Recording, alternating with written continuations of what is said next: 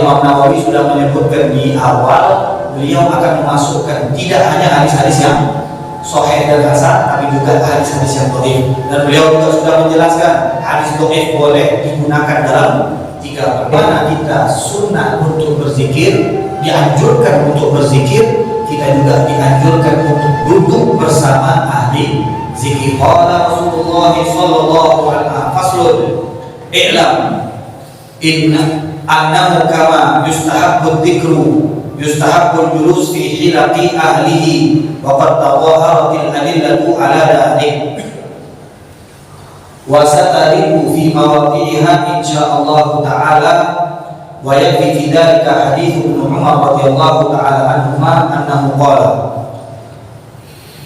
kharaja Ibnu Umar yawman ila waqtihi ila waqti muntazahatil Madinah fa hadara al-ghada famarra Abdul Aswad Rani fada'a bil ta'am faqala inni sha'im faqala fi hadha al-yawm ash-shadid al-har siyam wa dhalika bihi ala sabil al-i'tibar faqala yawm al-qiyamati ashaddu harra faqala hal laka an tabi'ana min hadhihi ashiya ma naj'aluhu ashad nahduruhu ma'ana nuhdiruhu ma'ana faqala innaha laysat li wa innama ana ra'in laha faqala Ibnu Umar wa ma yamna'uka an tabi'ana wa lakum sayyidiha innaha matat fadhahaba al-'abdu wa yaqul fa inna Allah wa yad'u Umar al-Madinah wa sa'ala an sayyidil 'abdi fashtarahu minhu wa syara al-ghanam wa a'taqahu wa wahabahu iyyah. Ini Abdullah bin Umar yang meriwayatkan hadis yang pertama kali akan kita baca. Nah, sebelum hadis ini kita baca, Imam Nawawi mengatakan, ketahuilah bahwasanya sebagaimana dianjurkan kita untuk berzikir, dianjurkan untuk berzikir, kita juga dianjurkan untuk duduk di majelis zikir. Sebagaimana kita dianjurkan untuk berzikir, kata Imam Nawawi, kita juga dianjurkan untuk duduk di majelis zikir. Zikir ini sudah kita bahas di awal pertemuan, bahwa zikir bukan hanya zikir dengan lisan. Hal yang menjadikanmu berbuat taat kepada Allah, maka itu dikategorikan zikir. Dan ulama juga telah menjadikan majelis ilmu ini adalah majelis zikir yang paling afdol. Majelis zikir bukan cuma majelis zikir yang paling afdol. Silahkan kau cari majelis zikir lain, maka kau akan mendapati dari dalil-dalil yang sahih bahwa majelis ilmu adalah majelis zikir yang paling afdol. Walaupun kita gak memakamin di depan, kita semua diam, hanya mendengarkan dengan seksama, bahkan menulis pun tidak, tapi dimasukkan dalam kategori orang-orang yang sedang berzikir. Itu enaknya jadi pendengar setia. Jadi di sini kata Imam Nawawi, beliau mengatakan zikir itu tidak hanya Imam Nawawi juga menukil dari para ulama, kemudian para ulama mengambil definisi tersebut dari Abdullah bin Abbas radhiyallahu taala anhuma. Beliau mengatakan zikir itu semua yang mengantarkanmu kepada ketaatan kepada Allah Subhanahu wa taala. Nah, jadi kata beliau, sebagaimana kita sunnah untuk berzikir, dianjurkan untuk berzikir, kita juga dianjurkan untuk duduk bersama ahli zikir. Yustahabul julus fi hilaqi ahlihi, artinya duduk bersama-sama orang yang sedang berzikir. Dan di antara orang yang duduk berzikir itu adalah orang yang sedang mengadakan majelis ilmu, karena mereka dikategorikan sedang berzikir. Kata Imam Nawawi, banyak sekali kalau mau bicara dalil kesunahan atau dianjurkan berzikir dan duduk di majelis zikir, itu sangat banyak sekali. Di antaranya hadis yang diriwayatkan oleh Abdullah bin Umar. Ini sahabat Nabi, jangan kita lupa, ada banyak sekali cerita yang sudah pernah saya ceritakan. Abdullah bin Umar ini terkenal dengan apa?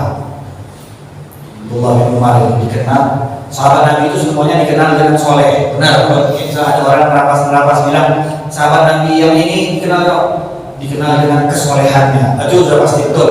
Cuma ada beberapa sahabat yang dikenal dengan sesuatu yang berbeda dari sahabat yang lainnya. Seperti Abdullah bin Umar ini dikenal dengan sesuatu. Apa isi sesuatu ini? Ilmunya. Apa lagi? Empat Abdullah. Hah? Empat Abdullah. Contoh Nabi. Hah? Contoh Nabi. Apa? Contoh Nabi. Yang paling terkenal beliau, ilmunya betul. Cuma ada hal yang beliau miliki sampai-sampai beliau ini meniru dan meneladani Nabi terhadap hal-hal yang orang lain tidak menirunya. Sering kita ceritakan di mana Abdullah bin Umar pada saat melakukan perjalanan ke kota Mekah, tiba-tiba dia belok ke satu tempat, teman-temannya istirahat di satu tempat, dan dia ingat dulu bahwa Rasulullah sudah pernah berhenti di tempat ini, dan Rasulullah malah ke kiri. Kemudian beliau langsung ke kiri, berbeda dengan teman-temannya, dan hanya menggeserkan kudanya. Setelah digeser kudanya, dia langsung kembali ke teman-temannya. Teman-temannya bingung, mengatakan apa yang kau lakukan tadi? Dia bilang, aku pernah melihat baginda Rasulullah melakukan seperti apa yang aku lakukan tadi. Hanya karena dia pernah melihat, dia lakukan. Dia tidak tanya kenapa pada saat itu baginda Rasulullah melakukan hal tersebut. Jadi jangankan hal-hal yang berkaitan dengan ibadah, yang mubah sekalipun dia ikuti, dia contoh. Kalau itu dari baginda Rasulullah SAW. Abdullah bin Umar ceritakan di antara beberapa cerita yang berkaitan dengan Abdullah bin Umar. Beliau mengatakan bahwa pada suatu hari aku pergi ke tempat-tempat di kota Madinah. Maka masuk waktu makan siang. Lewatlah pada saat itu ada seorang hamba sahaya hitam yang sedang menggembala kambing. Fada'ahu lit-ta'am. Maka aku panggil untuk ikut bersamaku makan siang. Kemudian dia menolak. Dia bilang, silahkan makan, saya sedang berpuasa. Cuaca pada saat itu sangat panas. Maka Abdullah bin Umar mengatakan, apakah dalam keadaan panas, dengan keadaan yang sangat panas ini ada puasa? Kata Abdullah bin Umar. Maka kata hamba saya ini, dia mengatakan, ketahuilah bahwa Allah Subhanahu wa taala menegaskan di dalam Al-Qur'an, hari kiamat itu lebih panas daripada hari dunia ini. Maka Abdullah bin Umar akhirnya apa? Kagum dengan jawaban ini. Dan kemudian Abdullah bin Umar ingin menguji si hamba tersebut. Dia katakan, kambing yang kau bawa ini kenapa tidak kau jualkan saja denganku? Biar nanti pada saat makan malam aku sudah tidak perlu lagi mencari-cari kemana-mana untuk makan malam. Tinggal disembelih, tinggal dipanggang. Kata Abdullah bin Umar, kata si hamba, aku ini hanya orang yang merawat kambing-kambing ini, yang memelihara kambing-kambing ini, bukan saya tuannya. Ya sudah, kau jualkan satu, kemudian katakan kepada tuanmu bahwa kambingnya mati. Dia bilang, iya betul, tuanku bisa dibohongi, tapi di mana Allah Subhanahu wa taala? Di mana Allah Subhanahu wa taala? Kalau tuanku bisa kau bohongi, tapi bagaimana kau membohongi Allah Subhanahu wa taala? Maka mendengar ini, Abdullah bin Umar pulang ke Madinah, bertanya, siapa pemilik budak ini? Dia tanyakan, kemudian setelah dia telusuri, dapat yang punya fulan bin fulan, dia datangi rumahnya, dia beli budaknya, dia beli kambingnya, kemudian dia bebaskan budaknya, dan kambingnya dia berikan kepada budak tersebut yang sudah dibebaskan oleh Abdullah bin Umar radhiyallahu taala anhuma wa ardhah. Ini di antara beberapa cerita yang berkaitan dengan Abdullah bin Umar. Masyaallah Tuhan kalimat pun ala bin Umar sallallahu alaihi wasallam. Ana wa dzikru sahabi domir fi radhiyallahu anhu wa qala Rasulullah sallallahu alaihi wasallam. Hadis ini saya yakin kita sudah sering mendengarnya. Ini hadis yang pertama kali disebutkan oleh Imam An-Nawawi rahimahullah taala yang berkaitan dengan zikir. Kata Imam Nawawi, dianjurkan berzikir dan duduk bersama orang yang sedang berzikir. Dalilnya adalah yang diriwayatkan oleh Abdullah bin Umar qala Rasulullah sallallahu alaihi wasallam, "Idza marartum bi riyadil jannah farta'u." Kalau kalian melintasi kebun taman surga, farta'u maka mampirlah. Qala wa huwa hadithun faqad qala al-hafiz ibn Hajar fi takhrijihi lam ajidhu ya'ni hadith min hadith ibn Umar wa la ba'dahu fi al-kutub al-mashhura wa la fi al-ajza' al-mathura walakin wajadtuhu min hadith Anas bilafzihi mufradan wa majmu'an thumma saqa dhalika bi nahwi ma waradtuhu wa bihi yu'lam ma fi azwi al-'amili al-hadith ila kitab al-Tirmidhi fa inna al-hafiz idha qala fi hadithin la a'rifuhu aw nahwa dhalik kana dhalika ayatu 'adami wurudihi kama dzakara Suyuti fi syarh at-taqrib wa ghairihi wa hina idin فيبقى ما أوردته وأشرت إليه من أنه لم يخرج عن ابن عمر أحد ممن ذكر ولله الحمد على موافقته للحافظ في ذلك والله معين. Dikatakan bahwa kalau kalian baginda Rasulullah bersabda, kalau kalian melewati kebun dan taman surga maka mampirlah. Maka para sahabat bertanya, wa ma riyadul jannah, di mana kita mendapatkan kebun surga di muka bumi ini ya Rasulullah?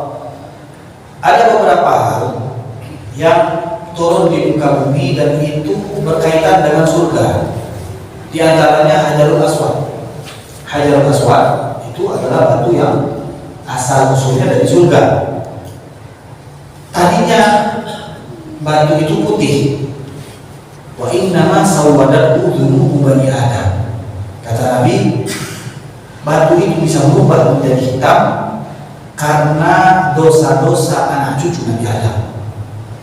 Batu ini turun dalam keadaan putih, batu tersebut menjadi hitam karena dosa-dosa anak cucu Nabi Adam. Bayangkan, sesuatu yang di luar tubuh kita bisa terpengaruh karena dosa-dosa kita. Lalu bagaimana hati yang berada di dalam diri kita kalau kita melakukan suatu dosa? Jadi yang di luar tubuh kita saja bisa ada efeknya, terpengaruh dengan dosa-dosa yang kita lakukan. Lalu bagaimana dengan hal yang ada di dalam diri kita? Makanya kata Imam Al-Ghazali, setiap kali anak cucu Nabi Adam melakukan suatu dosa, nuqtata fi qalbihi nuqtatun sauda, akan diberi titik di dalam hatinya, satu titik hitam. Satu kali dosa, satu titik hitam. Terus kalau dia melakukan dosa terus sampai semua hatinya itu menjadi hitam. Dan kata Imam Nawawi, kalau sudah seluruhnya menjadi hitam maka sulit untuk dibersihkan, sulit untuk dia menerima hidayah, sulit baginya untuk mendengar nasihat baik. Jadi setiap yang dia dengar itu mentah, setiap yang dia saring itu tidak akan melekat di dalam hatinya. Walaupun dia paham, dia tidak bisa mengamalkannya. Karena hati ini, kata baginda Rasulullah, merupakan manajer. Kalau hati tersebut dia sudah rusak, maka yang lain pun tidak akan bisa bergerak. Jadi tergantung bagaimana kesolehan hatinya, baru yang lain bisa ikut soleh juga. Kalau hatinya sudah rusak, maka yang lain pun akan ikut rusak. Inna fil jasadi lamudghatan. Kata Nabi, di dalam diri kita ini ada satu segumpal daging. Idza salaha salaha sa'iru jasadin. Kalau dia bagus, yang lain ikut bagus. Kalau dia jelek, kalau dia buruk, maka yang lain pun ikut buruk. Makanya para ulama selain belajar ilmu fikih, ulama juga mengajarkan ilmu menata hati, ilmu membersihkan hati, ilmu menjaga hati. Kenapa diajarkan hal-hal tersebut? Karena dari hati inilah yang akan menentukan perilaku dan perbuatan kita. Yang nampak di amalan kita ini merupakan gambaran daripada hati kita. Jadi gak bisa dibohongi. Seorang yang baik itu menandakan hatinya baik. Seseorang yang buruk itu menandakan hatinya pun buruk.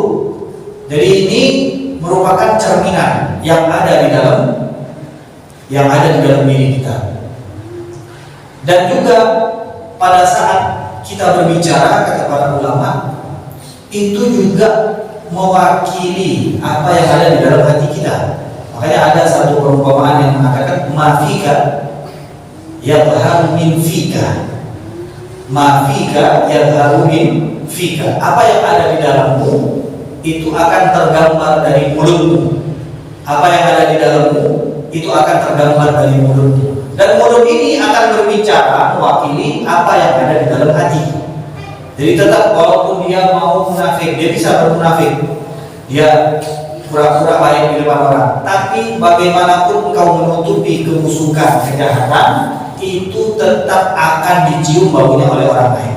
Tidak mungkin seseorang bisa menjaga dirinya pura-pura baik selama-lamanya. Pasti dalam satu keadaan dia akan ketahuan juga.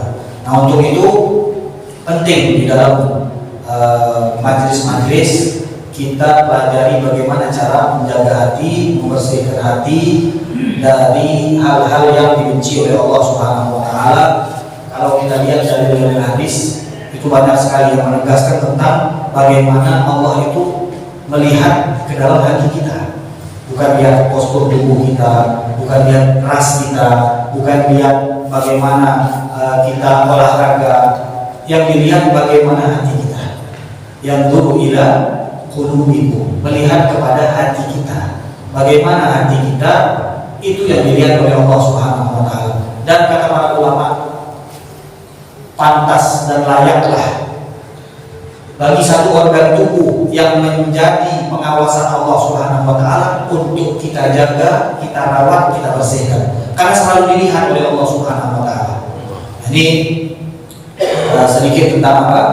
Tentang hati, karena itu penting. Kembali kepada hadis baginda Rasulullah, wa ma riyadul jannah ya Rasulullah, apa itu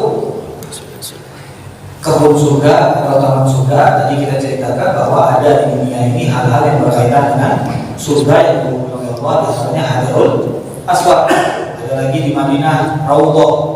Kata Nabi, ma baina baiti wa minbari raudhatun min riyadil jannah. Dalam riwayat yang lain dikatakan ma baina qabri wa minbari raudhatun min riyadil jannah. Nabi yang menyebutkan di antara kebun, di antara rumah dan mimbarku itu adalah kebun daripada kebun-kebunnya surga atau taman daripada taman-tamannya surga. Makanya kalau kita ke Madinah, masuk ke masjid namanya baginda Rasulullah, masuk terutama di Raudhah. Makanya orang-orang menyebutnya Raudhah, yaitu taman surga. Dan itu dengan nas dari baginda Rasulullah SAW. Jadi jangan sampai kita ketinggalan. Ada hal-hal yang Allah Subhanahu wa taala jadikan itu seperti sesuatu yang dari surga. Kata para ulama, bisa jadi hal-hal yang disebutkan tersebut adalah memang benar dari surga datangnya. Jadi misal, apakah mustahil Allah menurunkan sepotong tanah dari surga? Tidak mustahil. Jadi hukumnya juga beda. Hanya saja para ulama nanti ada kajian-kajian mengenai bagaimana kalau ada buah misalkan dari surga, kita makan buah dari surga di bulan puasa. Nah, itu ada kajian-kajian khusus mengenai hal-hal yang didapatkan oleh manusia dan itu berasal dari surga. Itu nanti ada kajian-kajian khusus. Nah, sekarang di antara yang disebutkan oleh baginda Rasulullah dan itu termasuk taman-taman surga. Jadi tadi pendapat pertama ulama mengatakan ya mungkin hakikatnya Allah menjadikan itu memang benar dari surga, atau kata ulama yang lain maksudnya adalah kalau kita sering mendatangi tempat-tempat yang disebutkan Nabi itu adalah taman surga, itu akan mengantarkan kita untuk masuk ke dalam surganya Allah Subhanahu wa taala. Jadi ini pendapat lain dari ulama di dalam memaknai hadis yang tadi kita sebutkan, di antaranya hadis tentang Raudhah, hadis tentang majelis ilmu. Nah, itu bagaimana kok bisa ada kebun surga? Tidak ada dari kita nengok, ada tugas ini kan? Ya, masa macam di surga? Nah, kan kita kan mungkin ada yang mau mengartikan secara zahir. Padahal kata ulama, tidak harus seperti itu. Bisa jadi maksud daripada Raudhatun min Riyadil Jannah ini sama seperti taman daripada taman-tamannya surga. Dari sisi apa? di dalamnya ada rohani, di dalamnya ada ingat kepada Allah, di dalamnya penuh kenikmatan, di dalamnya dijauhkan dari kemaksiatan. Makanya di surga tidak ada lagi pelanggaran terhadap Allah Subhanahu wa taala. Bisa jadi menurut ulama lainnya juga mengatakan memaknai hadis ini. Hadis ini maksudnya kalau kita sering duduk bersama orang-orang zikir, itu akan mengantarkan kita ke dalam surganya Allah Subhanahu wa taala. Qala khilafut dzikri. Pada saat ditanyakan baginda Rasulullah, apa itu tempat kebun surga, taman surga? Kata baginda Rasulullah, khilafut dzikri. Kumpulan-kumpulan orang yang berzikir. Jadi majelis-majelis orang yang berkumpul untuk berzikir kepada Allah Subhanahu wa taala. Dan hadis ini kemudian dilanjutkan dengan Allah Subhanahu wa taala memiliki sayyarat minal malaikat. Sayyarat ini malaikat-malaikat yang tugasnya untuk mencari. Yang turununa hilafat dzikri, mereka mencari tempat-tempat di mana manusia berkumpul mengingat Allah Subhanahu wa taala. Fa idza atau alaihim hafu bihim. Kalau mereka sudah melihat, oh di sini ada orang kumpul untuk mengingat Allah, maka semua para malaikat itu sudah berkumpul dengan kita. Hafu bihim, mereka meliputi kita. Memang apa kalau malaikat duduk sama kita? Apa yang kita dapat kalau orang duduk dengan kita? Satu, kalau sudah malaikat duduk dengan kita, setan pasti kabur. Tidak mungkin ada setan. Makanya jarang ada orang maksiat di tengah-tengah majelis. Ada orang maksiat di tengah-tengah majelis karena ada malaikat. Cuma nggak keluar dari masjid ini lah, di depan itu nunggu. Dan seperti itu digambarkan di depan masjid ini sudah ribuan setan nunggu karena di dalam orang ada masuk. Ada malaikat-malaikat yang turut ikut bersama-sama meliputi majelis-majelis ilmu dan majelis-majelis zikir.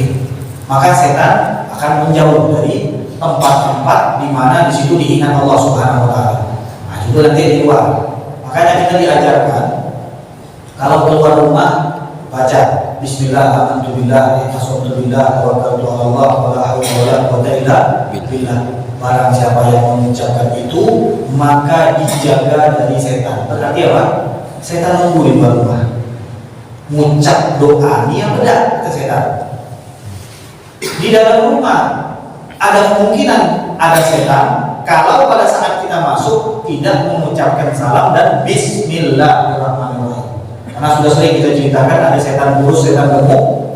Setan kurus karena ngikut orang muslim, dia ngikut orang muslim ini tidak makan, tidak minum, dia juga tidak bisa masuk ke dalam rumah. Kenapa? Karena setiap masuk rumah muslim ini membaca bismillah, setiap makan dia baca bismillah, setiap minum dia baca bismillah. Artinya kalau kita lupa membaca bismillah, setan ikut makan, setan ikut minum, setan ikut nginep di rumah kita. Jadi homestay untuk setan rumah kita. Alhamdulillah ya. Jadi remeh, mudah, ringan, cuma baca bismillah. Masuk rumah bismillah, keluar rumah bismillah, makan bismillah, minum bismillah. Ini di depan ada makanan, coba kita amalkan nanti. Baca bismillah dan baca juga Allahumma barik lana. Inilah baca doa barik lana, barik lana habis majelis. Allah taala alam bisawab.